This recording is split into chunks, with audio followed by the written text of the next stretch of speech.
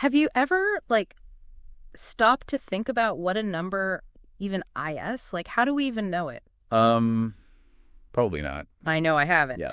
But this guy, Warren McCulloch, that's all he thought about. And get this, he was thinking about artificial intelligence before computers were even, a thing. Oh, yeah. Way ahead of his time. So in this deep dive, we're going to explore McCulloch's, crazy journey and how his ideas are shaping our world today. We've got a bunch of his writings, some biographical stuff, and even some thoughts from people who, knew him personally. Oh, that's fantastic. It's going to be a wild ride. Oh, I bet. This guy, he starts out studying to be, a minister. Really? Yeah, then gets totally sucked in by math. Wow. Which eventually leads him to tackle, these massive questions about the mind. Yeah. And how it connects to, everything else. Okay, so we're starting with a theologian turned mathematician. Yeah. That's already pretty interesting. Right. But then he gets, fixated on this question about numbers, which on the surface seems so basic. But I have a feeling there's way more to it. Oh, absolutely. The thing is, McCulloch wasn't just interested in, numbers themselves. Okay. He was using them as a way to understand something much bigger, like how do we as humans grasp these abstract concepts? Think about it. Numbers, ideas, beliefs, those things don't actually exist, physically in the world. Yeah. But we can think about them. We can, manipulate them in our minds. So it's how does the physical stuff of our brains connect with these, intangible ideas? Exactly.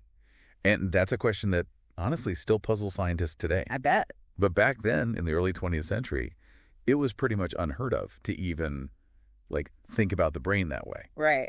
So how did he even begin to approach such a complex problem? Did he have any tools or frameworks to work with? Well, this is where Walter Pitts comes in. Okay. Pitts was this brilliant young logician, and together, McCulloch and Pitts, they developed these computational models, and they were based on something called threshold logic. Threshold logic. Now that sounds pretty technical. Can you break that down a bit? So imagine a neuron in your brain. Okay. And it's like a light switch. It's off until it gets enough signals from other neurons, right? Yeah. And once the signal strength hits a certain threshold, boom, the light flips on and the neuron fires. McCulloch and Pitts essentially used this idea to create mathematical models of how neurons could work together to do logical operations. Okay, so they're saying our brains are like these incredibly complex circuits with neurons acting as tiny switches, making decisions based on the signals they receive. Exactly. Wow. And this was huge, truly groundbreaking. Yeah. McCulloch's work really helped us understand that intelligence, whether it's biological or artificial, can be broken down into these series of logical steps. Interesting. And this idea, it's really foundational to how we build AI today. Wow, so they were laying the groundwork for modern computing and AI back when computers were barely a concept. They really were ahead of their time. But not everyone was quite ready for their ideas, especially when it came to cybernetics. Cybernetics. Now, that's a term I think we've all heard, but I'm not sure everyone really understands what it means. Yeah, it's about seeing the connections between living things and machines. Think about a thermostat, right? Okay, yeah. It senses the temperature and adjusts the heating or cooling to maintain that comfortable environment. McCulloch saw similar control systems at play in living organisms, really blurring those lines between machines and biology. But wasn't it kind of controversial to, reduce the brain to a series of logical operations? Oh, yeah, totally. I mean, a lot of people probably felt like McCulloch was ignoring, the complexity of human experience. Oh, for sure. For sure. It was radical back then, definitely stirred up some debate. Some people just weren't comfortable with the idea of comparing the human brain to a machine. They thought it was too even dehumanizing. I can see that. It does raise all sorts of questions about what makes us uniquely human. Things like consciousness, free will, emotions. Definitely. And those are exactly the questions that McCulloch himself grappled with throughout his career. So we've got this, brilliant but kind of controversial scientist who's bridging the gap between biology and technology. But there's this whole other side to him that I find super interesting. The guy wrote poetry. You did. I mean, a scientist who's also a poet. It's not something you see every day, right? Not at all. But McCulloch, he was actually a very talented poet. He found a lot of beauty and meaning in language, and he saw these connections between his scientific work and his creative endeavors. I wonder if his creative side actually, influenced his scientific thinking at all. Oh, that's an interesting thought. Could his, appreciation for poetry and language have shaped how he approached understanding the brain? It's possible. Maybe his ability to play with language and see those patterns in it helped him develop his ideas about neural networks and information processing. Yeah, it makes you think about the connections between all these different forms of intelligence, scientific, artistic, emotional even. Maybe they're not as separate as we think. Yeah, that's a great point. McCulloch's life and work really remind us that brilliance often comes in these multifaceted forms. So we've got this groundbreaking scientist, a poet, this deep thinker who's like pushing the boundaries of science and challenging conventional wisdom. But what about his personal life? Was he just a brain in a jar, or was there more to him than just equations and theories? He was a complex guy, that's for sure. But from what I've read, it seems like he needed a break from all that intense thinking, so he actually created his own, retreat in New England. A retreat?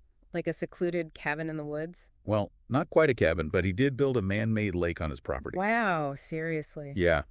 Apparently, he really enjoyed spending time in nature, finding a sense of peace and tranquility away from the craziness of academia.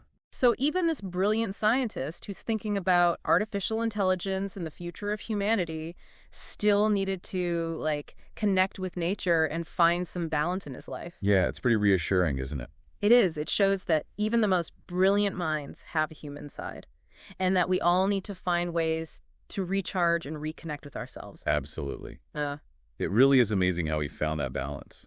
It is. And speaking of pushing boundaries, we were talking about cybernetics before, and it's like such a common term now, but back then it must have sounded like, I don't know, something crazy, right? Oh, yeah, absolutely. McCulloch's ideas were, truly revolutionary for his time. Yeah. Remember we were talking about that thermostat example? Yeah. He was basically saying that we could actually learn about the human brain by studying machines. Oh, wow. And the other way around, too. But didn't people think that was kind of a crazy idea back then? Comparing humans to machines? Oh, yeah, totally. It was a very controversial idea at the time. I mean, some people felt like it was, demeaning to think of the human brain as just like a bunch of circuits and wires. Right. They argued that you couldn't just explain things like consciousness and emotions and free will through purely mechanical processes. I can see where they're coming from. There's definitely something about human experience that feels unique, something that goes beyond just the physical workings of the brain. Yeah. But I also wonder, did McCulloch actually believe that humans were just machines? That's a really good question. From what I've read, it seems like McCulloch didn't necessarily see it as a simple either situation. He definitely recognized the complexity of human experience, but he also really believed that understanding the brain's mechanisms was crucial to understanding how we think, learn, interact with the world. So maybe he saw cybernetics as a way to kind of bridge the gap between the physical and the mental, not just reduce one to the other. Exactly. I mean, think of it. We use machines all the time to amplify our own abilities. Sure, yeah. Cars help us travel faster, telescopes let us see farther, computers let us process information more efficiently. McCulloch was essentially suggesting that, our brains are also machines, just incredibly sophisticated ones that we're only beginning to, scratch the surface of understanding. So it's he's saying that technology isn't this separate thing from us, but more like an extension of our own capability. Yeah, that's a great way to put it. And this kind of brings us back to that provocative idea we talked about earlier. Yeah. The idea that machines might one day actually surpass human intelligence. Yeah, that one definitely made me stop and think. Me too. It's fascinating, but also a little bit terrifying to imagine a world where machines are our intellectual equals or even, superiors. It's a mind-blowing concept for sure. And McCulloch wasn't just speculating. He genuinely believed that this was a real possibility, maybe even an inevitability. I wonder what people back then thought about that. Was that fringe science, or did it actually spark serious discussions?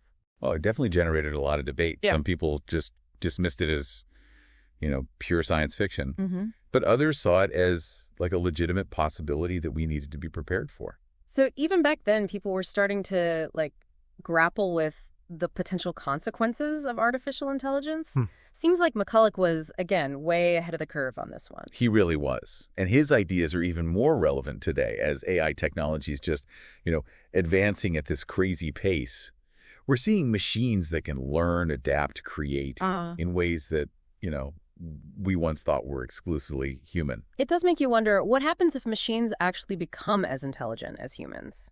Or even more so? Sure. Do they become our partners, our competitors, something else entirely? Yeah, those are big questions, and I don't think anyone has the answers yet. But I think McCulloch would say we need to at least start thinking about these issues now, before it's too late. It's almost like he's urging us to be responsible stewards of our own creations, to really consider the ethical implications of all these amazing technological advancements. Exactly. It wasn't just about building smarter machines for him. Right. He was really concerned about the impact those machines would have on humanity as a whole. So it sounds like McCulloch's legacy isn't just about the technology he helped develop, but also these huge questions he was asking and all those ethical considerations he brought to light. Absolutely. He really challenged us to think deeply about what it actually means to be human in a world that's increasingly shaped by technology. He wanted us to look at both the incredible possibilities and the potential pitfalls of artificial intelligence. And he was really trying to remind us that ultimately the choices we make about technology, those are the choices that are going to determine the future of our species. Those are powerful words. And they seem more relevant now than ever as we just keep developing all this incredible new technology. It's crucial that we remember McCulloch's insights, I think, and approach these advancements with, a sense of both excitement and caution. I completely agree. He reminds us that technological progress, it's not just about making things like faster or smaller or more efficient. It's about understanding ourselves better and using our knowledge wisely.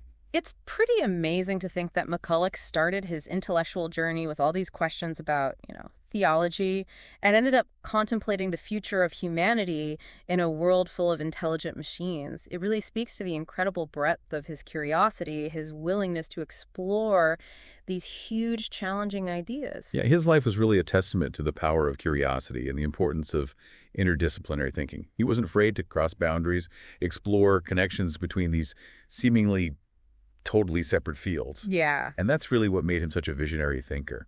Where does that leave us? We've explored his groundbreaking work, his somewhat controversial ideas, his surprising artistic side, his deep concern for the future of humanity. But there's still one piece of the puzzle I'm really eager to talk about: his personal life. Oh, yeah. His retreat in New England. Building that man-made lake, that wasn't just some random hobby. Oh. It was a reflection of his deep connection to nature, his desire to create this space for contemplation and rejuvenation. So it wasn't just a place to escape from his work, but maybe a place where he could, find inspiration and recharge. Yeah, I think that's a great point. Remember, McCulloch was a poet as well as a scientist, so he clearly really valued creativity and the power of imagination. It's very likely that all that time he spent in nature really fueled his intellectual pursuits. That's a really nice thought. This brilliant scientist, surrounded by nature, contemplating the mysteries of the universe, writing poetry in his spare time. Yeah. It's a good reminder that even the most, intellectual among us still need to connect with something bigger than themselves. It is. It shows that brilliance isn't just about, processing information and solving problems. Right. It's about finding meaning and beauty in the world around us. It makes me think there's a lesson there for all of us in a world that's just increasingly dominated by, technology and information overload. Maybe we all need to find our own, man-made lakes. Yeah. Places where we can disconnect, recharge, connect with something deeper than our screens and devices. I think that's a fantastic point. We all need to find balance in our lives, just like McCulloch did. We need to nurture our inner world as well as our outer world. Yeah. And remember that real progress isn't just about technological advancement. It's about personal growth and a deeper understanding of ourselves and our place in the universe. And maybe, just maybe, by embracing that balance, we can create a future where technology really serves humanity, not the other way around. A future that Warren McCulloch himself would be proud of. Yeah, it really is inspiring. It makes all his work, even more impressive. Juggling all that groundbreaking research with personal reflection, poetry even. It really does. And speaking of depth, I think it's time we circle back to that central question that really seemed to drive a lot of McCulloch's work, Yeah.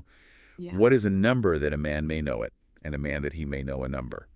Honestly, that question has been, stuck in my head this whole time. Yeah. It seems so simple, at first glance, but the more we talk about McCulloch, the more profound it gets. It's a question that, really gets at the heart of what it means to be human. you know? Yeah. We take our ability to understand the world, for granted, but McCulloch was really fascinated by the very process of understanding. Like, how does our brain, this physical organ, how does it actually connect with these abstract concepts like numbers? It's like he's asking, how do we bridge the gap between like the physical world and the world of ideas? Exactly. And that question has huge implications, Yeah. not just for neuroscience, but for AI, philosophy, so many things. And speaking of AI, it makes me think about all the incredible advancements we're seeing today. Like, machines can learn, they can create art, they can write poetry, just like McCulloch. I know, it's really mind-blowing. And Yeah. honestly, you can draw a direct line from McCulloch's early work, on neural networks, to the sophisticated AI systems that we have today. He really laid the groundwork for understanding how intelligence, whether it's, biological or artificial, it can be modeled and replicated. So it's like his work has almost like come full circle in a way. We're building machines now that can know numbers, maybe even in ways that he couldn't have imagined. It's true. And that raises a whole new set of questions about the nature of consciousness, the future of humanity, our relationship with technology. I think McCulloch would be pretty excited to grapple with these questions if you were here today. I bet he'd be right at home in like Silicon Valley debating the ethics of AI, Yeah. pushing the boundaries of what's possible. Oh, absolutely. But I also think you would remind everyone, to stay grounded. Yeah. To remember that technology is supposed to serve humanity, not the other way around. That's such a crucial point. It's easy to get like swept up in the excitement of all this new technology. Yeah. But we can't forget about the human element. Exactly. And that's something that McCulloch really understood, I think. He saw beauty in both, the natural world and the world of ideas. He was a scientist, a poet, and a deep thinker. And he never lost sight of that bigger picture. So as we wrap up our deep dive into the world of Warren McCulloch, what's the one big takeaway that you really hope our listeners will take away from this? I think it's this curiosity. It's really the key to unlocking new knowledge and understanding. McCulloch's relentless pursuit of answers, to these fundamental questions about the mind, intelligence. It paved the way for some of the most transformative technologies and ideas of our time. It's a good reminder that even seemingly simple questions, something like, what is a number? Yeah. That can lead to profound insights and honestly change the course of history. And that those insights can come from some pretty unexpected places and surprising combinations of disciplines, just like McCulloch's own journey from, theology to mathematics to the forefront of neuroscience and AI. Well said. I think we could all learn a lot from Warren McCulloch. He was a true visionary, someone who dared to ask these big questions and just explore the unknown. Yeah, and his legacy continues to inspire us, I think, to push the boundaries of knowledge, explore those intersections of different fields and use our understanding to create a better future for everyone. Well, thank you for joining us on this incredible journey into the mind of Warren McCulloch. We hope you've enjoyed our deep dive and maybe even, discovered some new questions of your own along the way. It's been a pleasure exploring this fascinating world with you. Until next time, keep those brains buzzing and never stop asking those big, important questions.